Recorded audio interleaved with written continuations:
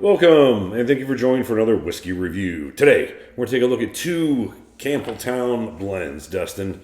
The Campbeltown Loch, which we reviewed not too long ago, and the North Star 9-year-old, which is an independent bottling. What can you tell us about them? So, as you know, Mike, this is a blend of the quote-unquote 5 malts of Campbeltown. As you know, it's pretty heavily sherried, although I certainly didn't get a lot of sherry notes on that particular bottle. No, 46% This, ABV. independent, I got this for $55. I paid $80 for this, although I've later learned I was just being ripped off by the store that sold it. Anyway, I found another store that had it for $65. But anyway, this is a cheaper option. It's 9 years old. This is cast strength. This is not. This was aged in a sherry octave, so there's only like 62 bottles of this particular one. Sold out pretty quick, but that said, they do more than 1 or 2 releases of this every year. And there's a few other independent bottlers who are kind of doing similar stuff. So if you want to get a similarly priced, Campbeltown, blend, as compared to this Campbeltown Loch, we want to bring in another option. Yeah, so here's the question really I think we're getting into, Mike, is does Springbank put together a better blend of their whiskeys and, their neighbors, or can independent bottlers beat them? That's really the question. All right, Dustin, let's get into it. I remember this Campbeltown Loch, and here we are again. I'm picking up crayons and wax. A little bit of medicinal smoke. Yeah, I'm getting a little more sherry note this time. A little bit of sweetness, I'll give you that. But crayon is a really good note. It's a sweet crayon. Really waxy. Yeah, a lot of earthiness. I'm not getting a lot of peat. I am getting like those baking spices that make you think a little bit of Glen Scotia. Yeah. Well, yeah, I agree with the Glen Scotia. Slightly salty, a little bit coastal, but again, Glen Scotia coastal. Yeah, not unpleasant by any stretch, Mike, but there's nothing about this making me think, ooh, I can't wait to drink it. I agree. It's like, I saw a basket of fruits, but it's wax fruits. It's like, oh, I'd rather have real fruit. Yeah. I'm hungry. This is a little more lively, a little more this has got more of that sugar cookie dough kind of thing going on, like from a Springbank. Yeah, if you like this is more recognizable as a Springbank. I'm instantly thinking Springbank and Long Row are like making up the bulk of this. I'm getting a little bit of the gasoline note from the Long Row.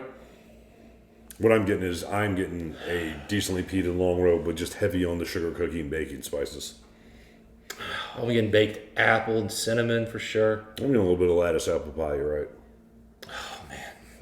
With no cinnamon. The sherry cask on here is excellent. Whatever they use for this octave is just awesome. A little bit higher of an ABV, but... I'm trying to remember what that's. It's cast strength, but it's only 53.4. This is cleaner. It's sweeter. More interesting, more recognizable as Campbeltown, in my opinion. Yeah, I mean, this has got me wanting, savory, salivating in my mouth. I'm like, ooh, yeah, I can't wait. Yeah, I'm interested to try that. I love the sherry note on that one. Yeah, so I definitely prefer the nose on the independent bottling. Back to crayons. God, oh man.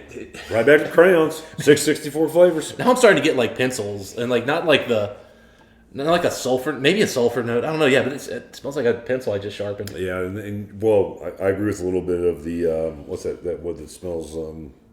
The pencils are made out of inside. Yeah, it's definitely the wood note. Cedar. Yeah, God, it's a lot of wood. A little bit of cedar chest, wool sweater. Yeah, coming out of it's the first time you've opened that drawer. All year. Yeah. It's been 9 months since you wore a sweater last, and you've got a drawer of just sweaters. No one's cleaned the room. Mothballs. All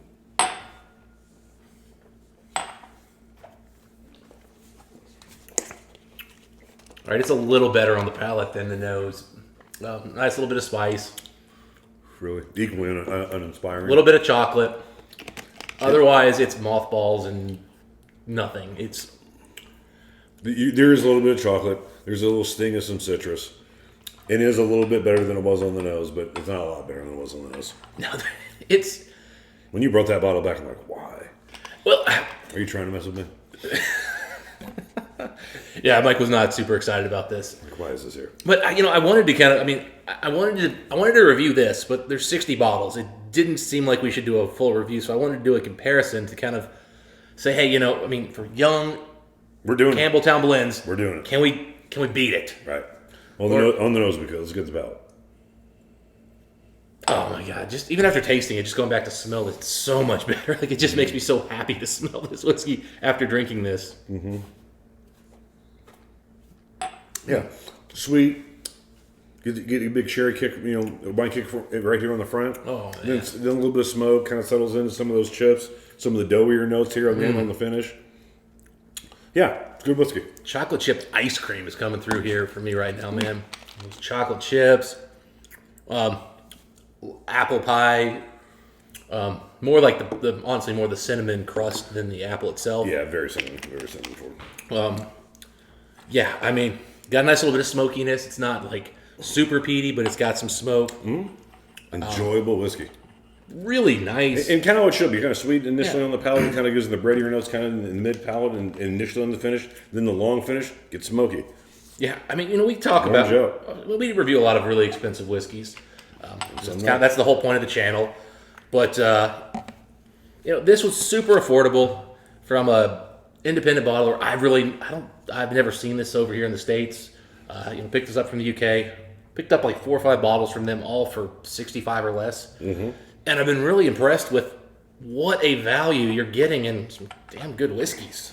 All right, Dustin. One more time with water, if we must. It'll be the last time I'm having Campbeltown Loch. I'm telling you that right now. Water substantially helps a Loch. It does sweeten it up a good bit. Not on the nose. It's like a big giant crayon. Well, the problem is every time you go from this to that, it just smells worse. But or a big plastic, like blow-up inflatable something. I'll let you run with that. You know what I mean? I'm with you. Some in a pool. Yeah, the Loch I think needs water to sort of bring some of that plasticine down, bring a little sweetness out. It's still, it's got flavor. It's just it doesn't have the sweetness at all. I mean, if you want a really dry, boring whiskey, have at it. It's got some spice. I'll give it that. All right, this is a TKO, so let's get to it, Dustin. If someone's buying drinks all night, or if you guys had a chance to look at both these bottles, this is such an easy choice to make. This is so much better of a whiskey. Absolutely destroys the Loch. Costs less, or I think for the UK guys, this might have been £10 more. Like, just pay the extra money. Right, it's 3 times the whiskey. I'm never having this whiskey again. I might try this whiskey again. This is good stuff. I mean, for $55, I couldn't tell you anything for under $70, what are you getting? He loves his drinkers. Anyway, those are our thoughts on these particular whiskeys. You guys say try some. Try some independent ones if you really like this Campbeltown Loch. There's some other girl alternatives out there. I know when we did this whiskey review, a few of you guys out there liked them. There were better whiskeys out there. Well, and here's what I gotta just say. This says Springbank on the label. This doesn't. I taste Springbank in here. I don't get any Springbank in this bottle. As I said when we did this review, the only thing Springbank about this is the bottle. Yeah. This is Springbank on it. I just do not understand why Springbank is not putting their signature malt in decent quantities. Yeah, whoever's making the decision here is somebody who's getting a favor done. He's related to somebody. You know what I mean? And somehow these little guys were able to get good quality Springbank malt and then a good sherry cask. You put it together for a reasonable price. And I wish they'd aged it a little longer because I think they could have had something incredible with a little more age. But hey, beggars can't be choosers, I guess. Decent price. Those are at least they priced it well, yeah. Those are our thoughts on this particular whiskey. Like with the Versus series, Dustin and I are both in this one. You guys had a chance to try these ones. Let's know what you guys think. That's all. Next time, we'll wish the folks happy independent drinking. We'll see you then.